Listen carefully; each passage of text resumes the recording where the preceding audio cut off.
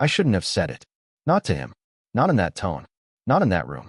The ceramic cup rattled against the saucer as I set it down, my fingers still buzzing from too much caffeine and not enough sleep. The kind of shift that stretches past reason until time feels like it's folding in on itself. And the only thing keeping you upright is muscle memory and tips that barely cover rent. And I remember thinking that night was just another Thursday. Just another line of tired faces and half-finished orders. Until the door opened and everything shifted, not loudly, not dramatically, just enough that the air felt heavier, like the room had quietly decided to hold its breath. And I didn't look up right away because I was used to noise, to movement, to people coming and going without meaning anything. So I wiped my hands on my apron, turned slightly toward the counter, and said it, soft, automatic, careless. 1 second, baby, the way I'd said it 100 times before to regulars, to strangers, to anyone who needed sugar with their coffee and a little warmth. With their order, and for half a second, nothing happened, just the hum of the espresso machine and the faint clink of glass, and then silence spread like ink through water, slow and deliberate, until it reached me, until I felt it press against my back, and that's when I turned, and that's when I saw him, standing there like he'd always been there, like the room had been built around him instead of the other way around, tall, composed, dressed in a way that didn't try to impress, but didn't need to, dark suit, clean lines, the kind of presence that doesn't ask for attention but takes it anyway. And it wasn't just him. It was the way everyone else wasn't moving, wasn't speaking, wasn't even pretending not to notice, like there were rules I hadn't been told about, and I'd just broken one without realizing. And my stomach dropped before my mind caught up, because I knew, without knowing how I knew, that the word I'd thrown over my shoulder had landed somewhere it shouldn't have, and his eyes found mine, steady, unreadable, not angry, not amused, just aware, like he was measuring something I couldn't see. And then he smiled, slow, controlled, the kind of smile that doesn't warm a room but changes it, shifts it just enough to make you question where you're standing. And my breath caught, because it wasn't kindness, it wasn't irritation, it was something else entirely, something quieter, something that felt like a decision being made in real time. And he took a step forward, not rushed, not hesitant, just certain. Each movement precise, like it had already been planned before I even spoke. And I realized too late that I should say something, fix it, laugh it off, call him sir, or customer, or anything but what I'd already said. But the word stuck somewhere between my chest and my throat, and all I could do was stand there as he closed the distance just enough to make it impossible to ignore him. And when he finally spoke, his voice was low, even, almost calm in a way that made it worse. Careful with what you call me, he said, not loud enough for the room, just for me, like the rest of the world had been politely dismissed, and I felt my pulse jump under my skin, fast and uneven, because there was no anger in it, no warning I could point to, just that same quiet certainty. And then, after a beat that felt longer than it should have, he added, softer, like he was testing the word on his own terms now, you might mean it. And something in the way he said it made my hands go cold, because it didn't sound like a joke. It didn't sound like a correction. It sounded like a claim, and I knew in that moment, before anything else happened, before I understood who he was or why everyone else suddenly seemed smaller around him, that whatever line I'd crossed, I wasn't stepping back over it again. I should have corrected it. I should have laughed, apologized, turned it into nothing the way people do when they say the wrong thing to the wrong person. But nothing about him felt like something that could be undone, and the longer I stood there, the more I realized that silence was not empty. It was full, heavy, waiting for me to fill it, and I did not know how. So I reached for the safest thing I had. Routine, your order? I asked, my voice steadier then. I felt like I could hide behind it, like this was still my space, my counter, my rules. But his eyes did not leave mine, not even for a second, and it made my skin feel too tight, like I was being seen in a way I had not agreed to. Black coffee, he said finally, simple, controlled, like every word had been weighed before it left his mouth. And I nodded too quickly, turning away before I could think about it, before I could feel it again. That shift, that quiet pull that did not feel like attraction and did not feel like fear, but something dangerously close to both. And my hands moved on instinct, grinding beans, measuring, pouring, each step precise because it had to be, Because if I stopped to think, I would start to notice the way the room still had not returned to normal, the way conversations stayed low, careful, like people were choosing their words with more intention than usual, like they all knew something I did not. And when I placed the cup in front of him, I made sure not to touch him, not even by accident, not again. Here you go, I said, and for a second, I thought that would be it, a strange moment that would pass, something I would tell myself I imagined. But he did not leave, did not move, just stood there, fingers resting lightly on the edge of the counter, close enough that I could see the faint line of a scar along his knuckle, not fresh, not dramatic, just there, like a detail that did not need explanation. And then he did something that made my pulse stutter again. He picked up the cup, took a slow sip, and without looking away, said, "Say it again," quiet, almost thoughtful, like he was testing the sound of it. And I blinked, unsure if I had heard him right. "Excuse me?" I asked, buying time I did not have. But his expression did not change, did not soften. "The word you used," he clarified, just enough to remove any doubt. And something in my chest tightened, because now it was a choice, not a mistake, and I knew that whatever I did next would matter more than it should, more than it made sense for a single word. I did not mean anything by it. I said instead, careful, measured, hoping that would close whatever door I had accidentally opened. But the corner of his mouth lifted slightly, not amused, not kind, just aware, like he had expected that answer.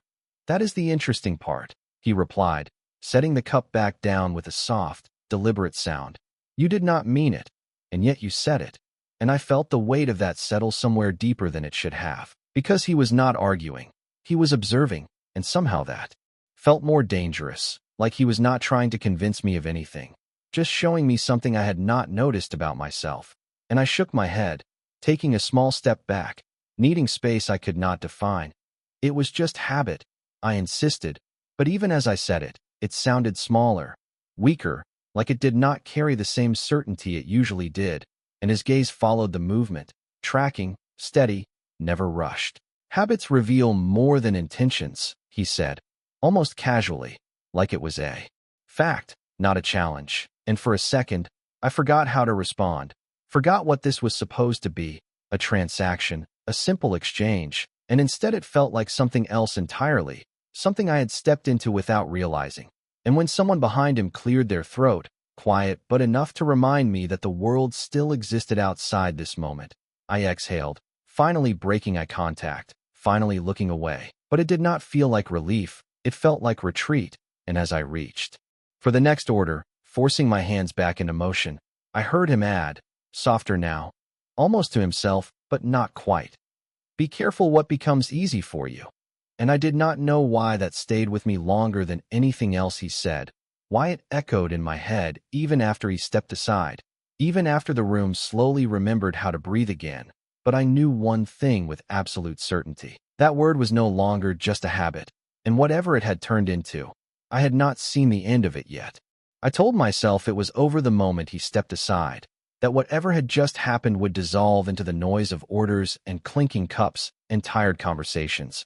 But it did not. It followed me, quiet and persistent, like a thought I could not quite shake, and I tried to bury it the only way I knew how, by working faster, by focusing on the next ticket, the next name, the next drink, anything that did not involve looking in his direction. But awareness does not ask for permission, it just exists, and I could feel him there, not moving much, not speaking, just present in a way that made everything else feel slightly out of focus, like the room had shifted its center without telling me. And I hated that I noticed, hated that part of me kept tracking where he was without turning my head, measuring distance, counting seconds, until I realized I was making mistakes, small ones, but enough to break my rhythm. Wrong lid, wrong order, a name called twice. And that was when Rachel leaned in beside me, her voice low, careful in a way I had never heard from her before. "Do you know who that is?" she asked, not looking at me, not looking at him, just keeping her eyes on the register, like she was afraid the air might react if she did anything different. And I shook my head slightly, trying to play it off, trying to keep this normal. "Should I?" I asked, but even as I said it, I knew that answer was wrong, because people did not lower their voices like that for no reason. And she hesitated, just for a second, like she was deciding how much to say, how much I should know. "That is Alexander Hayes," she said finally, barely above a whisper. And the name did not mean anything to me at first. Just another customer. Just another man in a suit. Until I noticed the way she exhaled after saying it. Like she had just done something risky, like. Speaking his name carried weight, and I glanced toward him before I could stop myself. Just a quick look. But it was enough, because he was already looking at me. Like he had known I would. Like he had been waiting for it. And something in my chest tightened again, sharper this time. More aware, because now it had a name. Now it was not just presence, it was identity, and identities come with histories, with rules, with things you are supposed to understand without being told, and I did not understand any of it, which somehow felt worse. "He owns a lot," Rachel added quietly, choosing her words carefully, and that was all she said. No details, no explanation, just enough to make it clear that I had stepped into something bigger than I had realized. And I swallowed, nodding like that made sense. Like I could just accept it and move on, but my mind kept circling back to the same thing. The word, the way he had said it back to me without saying it, the way he had not corrected me, had not dismissed it, had simply kept it. And that realization settled deeper than I wanted it to, because it meant this was not over, not for him, not for me. And when I reached for the next cup, my hand brushed against something that had not been there before, a folded receipt, placed neatly near the edge of the counter where he had been standing, and I knew, without needing to check, that it was his, that he had left it there intentionally. And for a second, I considered ignoring it, throwing it away, pretending it meant nothing. But curiosity is a quiet kind of pressure, and it pushed just enough for me to unfold it, just enough to read what was written on the back in clean, precise handwriting.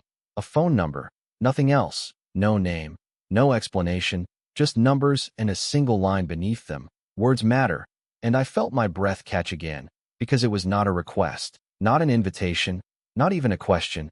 It was a continuation, a thread he had no intention of letting go. And when I looked up, instinctively, searching for him in the room, he was already gone, like he had never been there at all, except for the silence he left behind and the undeniable feeling that whatever line I had crossed earlier, I had just taken another step further without even realizing it. I should have thrown it away.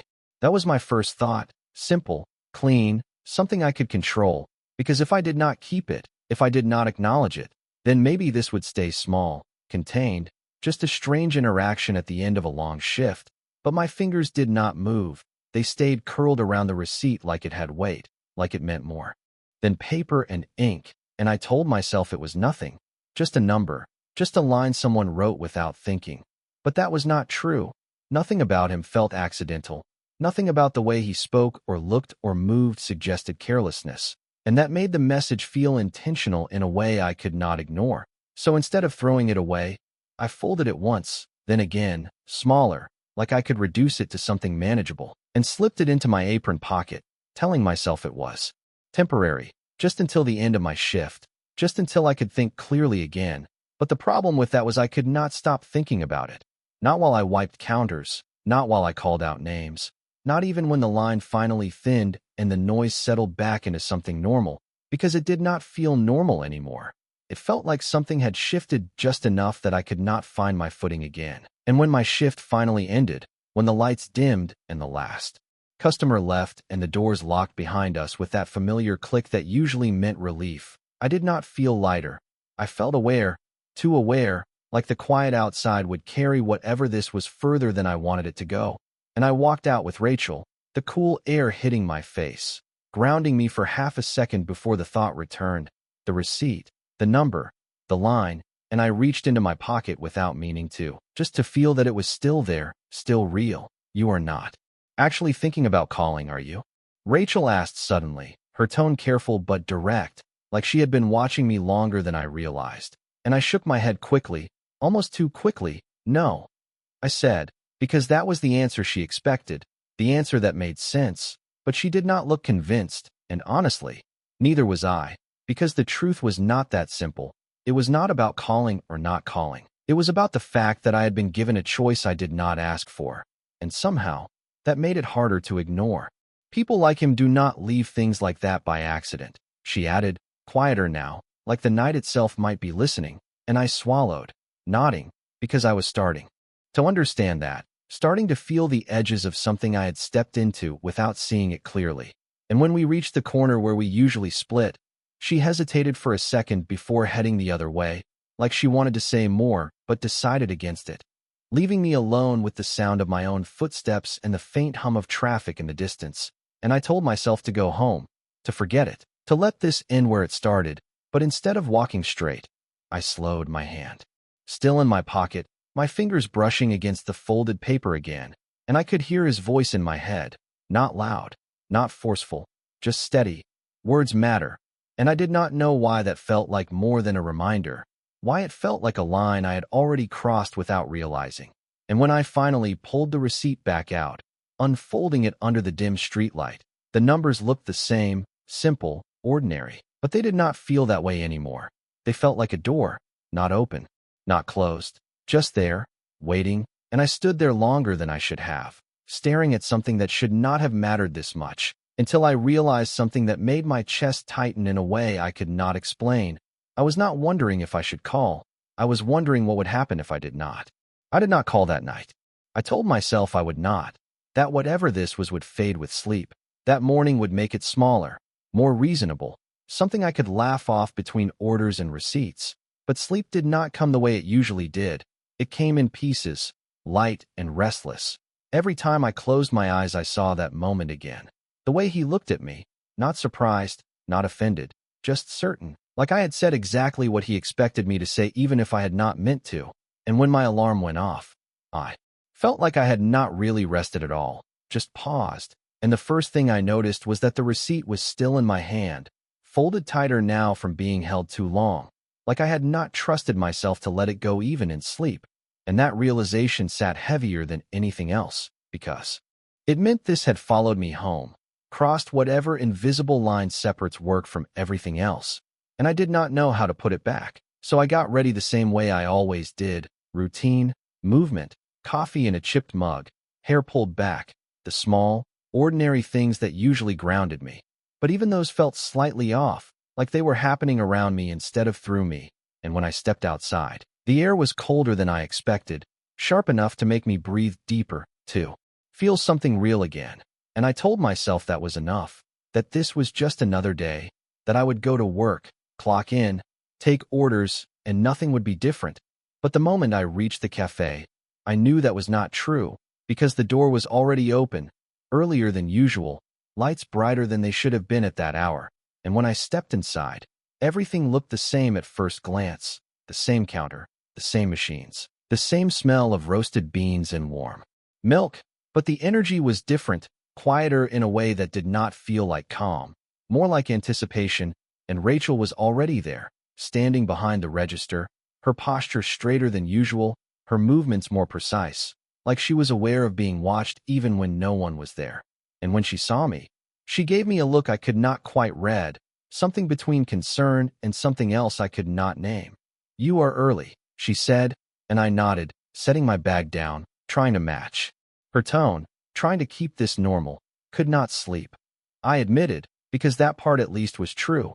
And she hesitated, just for a second, before glancing toward the far end of the room, and I followed her gaze without thinking, expecting nothing, hoping for nothing. But there it was, subtle, easy to miss if you were not looking for it.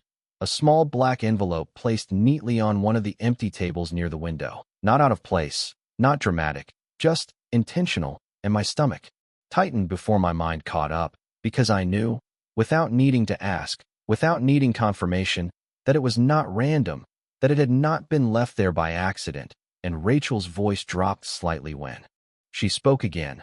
"That was not there when I opened," she said, and I swallowed, my eyes still fixed on it, because suddenly the question from last night felt different, not distant, not hypothetical, but immediate, present, like the door I had been staring at under that streetlight had quietly opened on its own, and I had not even touched it. And for a moment, I stood there, caught between moving forward and stepping back, between ignoring it and acknowledging what it meant, because whatever this was, it was no longer waiting for me to decide. It had already decided to continue, and I could feel it in the way the room held its breath again, in the way my pulse picked up without permission, in the way that simple, ordinary space no longer felt entirely mine. And as I took a slow step toward that table, I realized something I could not ignore anymore. This was never about whether I would call. It was about the fact that he had already found another way to reach me. I should have stopped walking. That was the moment to turn back, to pretend I had not seen it, to let it sit there untouched like it did not belong to me. But my feet did not listen. They carried me forward one slow step at a time until I was standing beside the table, close enough to see the texture of the envelope, matte black, smooth, unmarked except for a single detail that made my breath catch slightly. My name, written in the same clean, precise handwriting I had seen on the receipt, not printed, not rushed, but deliberate, like every letter had been placed exactly where it needed to be, and I felt that same quiet pressure from the night before, not forceful, not demanding, just present, like something waiting to be acknowledged, and for a second I did nothing, just stood there, aware of Rachel behind the counter, aware of the empty room, aware of the way silence seemed to gather again around something that should have been simple, just paper, just ink, just a message, and yet it did not feel simple. It felt like a continuation, like I had been given another step whether I wanted it or not, and I reached for it before I could overthink it, my fingers brushing against the edge, cool and light, but steady in my grip, and when I lifted it, nothing changed immediately, no sound, no reaction, just the same quiet morning. The same soft hum of machines warming up, but inside, something shifted, something subtle but undeniable, like I had crossed another invisible line without knowing where it would lead, and I turned it over slowly, expecting something more, a seal, a mark, anything that would explain it. But there was nothing, just the same smooth surface, the same intentional simplicity, and that made it feel more personal, not less, because it meant there was nothing to hide behind. No distraction, no decoration, just the message itself, whatever it was, and I hesitated for a second before opening it, not because I was afraid of what was inside, but because I was aware that once I did, I could not pretend this was nothing anymore, and I exhaled quietly, sliding my finger along the edge, breaking the seal with a soft, almost inaudible sound, and inside was a single card, thick, clean, minimal, the same handwriting, the same control, and I read it once, then again, because the words were simple, but they did not feel casual. You did not call, and my pulse reacted before my thoughts did, a quick, sharp rhythm that made me grip the edge of the table a little tighter, because it was not an accusation, not exactly, but it was not neutral either, it was an observation. The same way he had spoken before, like he was stating something that already existed, not asking why, not demanding an answer, just acknowledging what I had done, or not done, and beneath it, another line, smaller, almost an afterthought but not really, so I did. And that was it, no name, no number, nothing else, just that quiet statement that somehow carried more weight than anything longer would have, and I felt something shift again, deeper this time, because now there was no distance left, no space to pretend this was coincidence or curiosity. This was intention, clear and steady, reaching into my world without hesitation, and I closed the envelope slowly, my fingers more careful now, like the paper had become something fragile or important without me deciding it should be, and for a moment I just stood there, holding it, trying to place this feeling, this strange mix of control and lack of it, because I had not called, I had made that choice, but somehow it did not feel like the end of anything. It felt like the beginning of something I had not agreed to but could not ignore, and when I finally looked up, the room felt the same again, the morning continuing as if nothing had happened, but I knew better now, because whatever this was, it did not wait for permission, it did not pause for comfort, it simply moved forward, and whether I followed or not no longer seemed to be the only question that mattered. I should have put it away, closed the envelope, slipped it into my bag, and treated it like something I could deal with later, something distant and manageable, but I did not. I kept it in my hand longer than I needed to, longer than made sense, like the weight of it was doing something I could not quite explain, and that was when I realized the shift was not just outside me anymore. It had settled somewhere deeper, quieter, the kind of change that does not ask permission before it stays, and I forced myself to move, to step back behind the counter, to return to something familiar, something structured, because routine had always been my way back to control. and for a few minutes, it almost worked. Orders came in, names were called, cups were filled, the rhythm returning piece by piece like nothing had happened. Like this was still just a job, just a morning, just a place I understood. But then the door opened again, and I did not need to look up to know it was not just another customer, because the air changed first, subtle but immediate, like the room recognized something before I did. And when I finally lifted my eyes, there he was, not dramatic, not rushed, just present again in that same quiet, deliberate way, like he had never really left, like everything that had happened between last night and now had simply been a continuation of a conversation he had already decided to finish. And my breath caught before I could stop it. Not loud, not obvious, but enough that I felt it, that small loss of control that made everything sharper, clearer.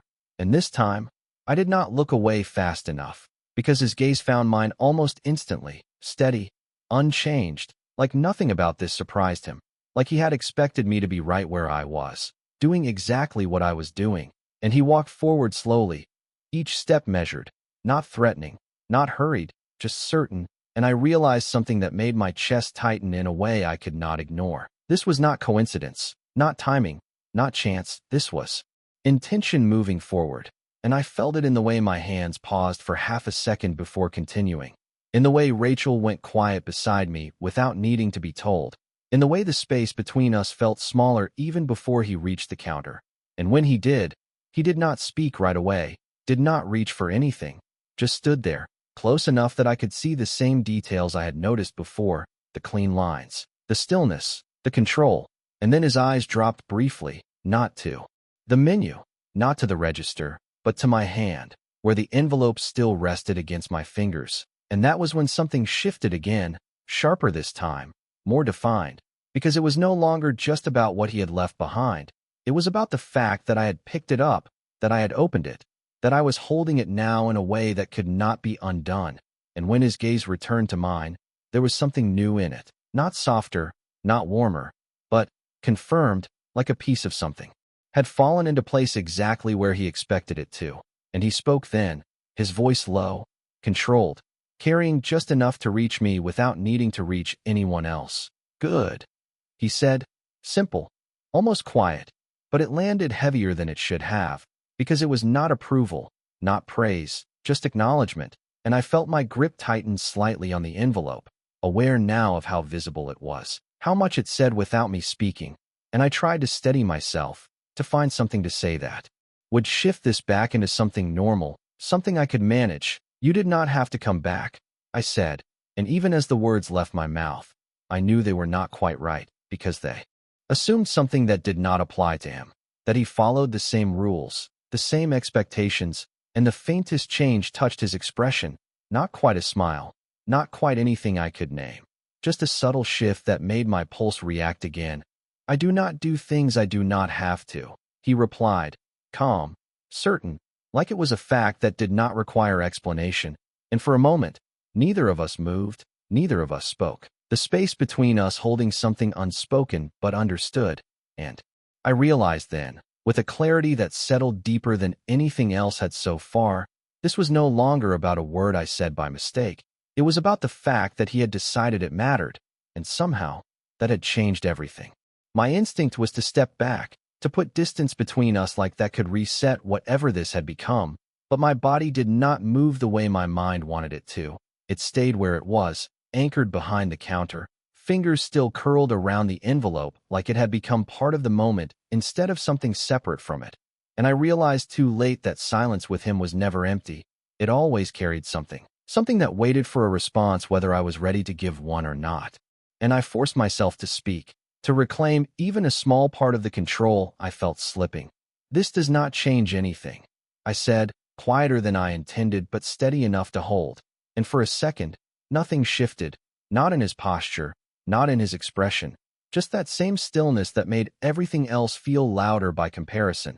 And then he tilted his head slightly, not confused, not challenged, just considering, like I had given him something to examine rather than something to oppose. It already did, he replied, simple, direct, and I felt that land somewhere deeper than I wanted it to, because it was not an argument, it was an observation, the same pattern, the same quiet certainty that made it hard to push back against, and I tightened my grip on the counter instead, grounding myself in something solid, something real. I said one word. I insisted, trying to reduce it, to make it smaller. Manageable, by accident. And this time something did change. Not much, just a slight shift in his gaze, sharper, more focused, like I had touched the edge of something he actually cared about. And when he spoke again, his voice was still calm, still controlled, but there was a weight behind it that had not been there before. "You keep calling it that," he said, and I frowned slightly, not understanding at first. "Calling it what?" I asked, and his eyes held mine without wavering, steady in a way that made it impossible to look anywhere else. "An accident," he clarified, and for a second, I did not have an answer ready, because the word had felt safe, neutral, something I could hide behind, but the way he said it made it feel insufficient, like it did not explain what had actually happened, and I opened my mouth to respond, to argue, to correct him, but nothing came out, and he took that pause without interrupting, without rushing, just letting it exist long enough for me to feel it fully, before adding, softer this time, "You chose it." And my breath caught slightly, because that was not how I remembered it, not how I wanted to remember it, but the certainty in his voice made it harder to dismiss, like he was not asking me to agree, just showing me a version of the truth I had not considered, and I shook my head lightly, more to steady myself than to disagree. "It was habit," I said again, but it sounded weaker this time, less convincing, even to me, and he noticed, of course he did, because his expression shifted just enough to acknowledge it, not with satisfaction, not with pressure, just recognition, and he leaned forward slightly, not crossing any obvious boundary, but close enough that the space between us felt intentional, defined. "Then be careful what you make a habit," he said, and the words settled heavier than they should have, because they did not feel like advice, they felt like something else, something closer to a line being drawn, and I felt my pulse pick up again, not from fear, not exactly, but from the awareness that this was no longer just a moment. It was something building, something shaping itself around choices I had not fully understood when I made them, and I forced myself to look away for a second, just long enough to break that connection, to remind myself where I was, who I was, that this was still my space, my job, my life. And when I looked back, he had not moved, had not stepped closer or further, just remained exactly where he was, like he did not need to adjust anything to maintain control of the moment. And that realization settled quietly, but firmly, because it meant something I could not ignore anymore. Whatever this was, it was not something I could brush off or outweigh. It was something that had already taken hold, and whether I accepted it or not did not seem to be the only factor that mattered anymore. I could have ended it there. That was the simplest version of the story, the one that made the most sense. Take the next order, turn away, let the moment dissolve into routine the way everything else eventually did. But nothing about this felt like it followed the same rules anymore, and I realized that pretending it did would only make me lose more ground than I already had. So instead of stepping back again, I stayed, even as my pulse refused to settle, even as every instinct told me to create distance, because there was something else now, something quieter but stronger than the urge to retreat, the need to understand what this actually was. And I met his gaze again, this time without looking away immediately, without breaking first, and it felt different, not easier, but clearer, like choosing to stay changed the way the moment held together. "You do not get to decide what it means," I said, the words coming out steadier than I expected. And for the first time, there was a pause on his side, not long, not dramatic, but enough to register, enough to tell me that I had shifted something, even slightly, and his eyes narrowed just a fraction, not in anger, not in resistance, but in focus, like he was reassessing, recalculating, and I held that space, even as my fingers tightened around the edge of the counter, even as my heart beat faster than I wanted it to, because this mattered now, not the word itself, but what came after it, what I allowed it to become. And he exhaled slowly, almost imperceptibly, before speaking again. "No," he said, calm as ever, but with something firmer beneath it, something that did not bend. "You already did." And the certainty in his voice did not push me back this time. It did not make me shrink or second guess. It did something else entirely. It made me see the moment from a different angle, not as something happening to me, but something I was part of whether I liked it or not. And that realization settled deeper than anything else had so far, because it meant I was not just reacting. I had acted, even if I had not meant to, even if I had not understood it at the time. And I let out a slow breath, not breaking eye contact this time, not stepping away. Then maybe I should be more careful, I said, and this time, the words did not sound like an excuse. They sounded like a decision, and something in his expression shifted again, subtle but real, not softer, not weaker, just acknowledging, like he recognized the difference, like he had been waiting to see if I would get there, on my own. And for a moment, neither of us spoke, the space between us holding something that felt less like tension and more like balance, fragile, new, but real. And then he straightened slightly, the movement small, but enough to change the dynamic, enough to signal that whatever this was had reached a point he had been moving toward from the beginning. And his gaze dropped briefly, not to the menu, not to the counter, but to the envelope still in my hand, before returning to my face, steady, as ever. Keep it, he said, simple, direct, like it was not a suggestion but not quite a command either, something in between that felt more deliberate than either option. And I frowned slightly, not in confusion but in recognition, because I understood now that it was not about the paper, not about the number. It was about what it represented, the continuation, the choice that had not fully been mine from the start, but now felt like it could be, at least in part. And I hesitated for a fraction of a second before nodding once, small but clear, because I was not agreeing to everything, not accepting whatever this might become, but I was acknowledging that it was not over. That walking away from it would not be as simple as pretending it never happened. And he saw that. Of course he did, because his expression settled into something almost still, almost final, like a piece of something had locked into place exactly where it was meant to be. And without another word, he turned, the movement smooth, unhurried, like he had never needed to rush anything in the first place. And as he walked toward the door, the room seemed to shift again, slowly returning to normal, to noise, to motion. But I knew better now, because when the door closed behind him and the quiet settled back into something familiar, I was still standing there, the envelope in my hand, my pulse still uneven, my thoughts still circling the same realization that refused to fade. I had not just said the wrong word that night. I had stepped into something that was never going to let me go the same way again.